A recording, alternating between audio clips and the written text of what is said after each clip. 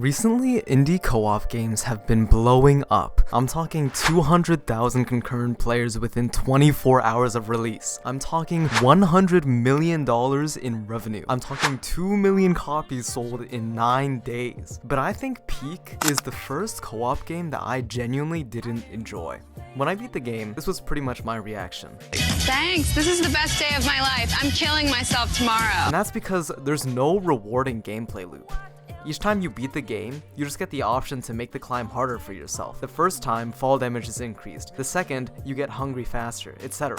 Only 3 out of 7 of the difficulty increases actually change the way you need to play. So most of the time, you just need to beat the game with the same available items over and over again. I feel like it's not even a stretch to compare these difficulties to games like Space Invaders or Pong, where the velocity of the enemies or ball just increases as you play. Then you might ask, then what about the daily map resets? That adds variety, right? I know I'm already placing my opinion in the part of the minority here, but I think the resets actually detract from the gameplay. The daily resets remove the option of comfortably figuring out an optimal route, which would be especially useful on these higher ascent levels. This not only decreases the capacity of players to play strategically, but also makes it so that players might not want to play the game one day because of unlucky map generation. Now, I understand that the foundations of Peak were made in 4 weeks during a game jam, so it's hard to blame them if I don't like the game design. But what I really don't understand, and I'm even a little angry about, is how one single idea resulted in Peak success.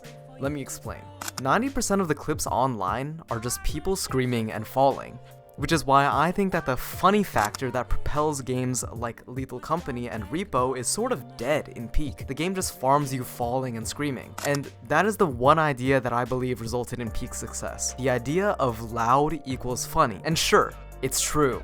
But when the whole game is just screaming after falling off a cliff over and over again, it starts becoming loud equals not that funny anymore. If we compare Peak to Lethal Company or Repo, 2 games where a play session can have tons of funny moments and clips, Peak is a completely different experience. If you die for a joke, you need to wait for who knows how long to get back, with each death also risking the failure of the entire climb. Imagine dying in CSGO, but instead of waiting a minute or 2 to start playing again, you need to wait 20. Not so fun anymore. Now, the reason I say that Peak pales in comparison to Lethal Company and Repo is the fact that in Lethal and Repo, having friends die is part of the learning experience, since you don't know what monsters do and how to counter them. Their death adds to the experience, and is also more often than not funny. But on the other hand, in Peak, it might be funny at the moment you fall, but how are you gonna counter running out of stamina besides getting luckier with items? When a friend dies, that also means you can't carry as many items as before, which decreases the chances you will survive and makes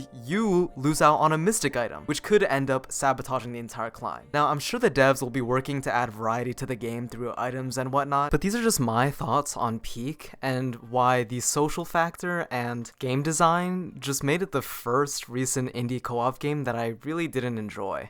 Let me know your thoughts in the comments and like and subscribe if you enjoyed.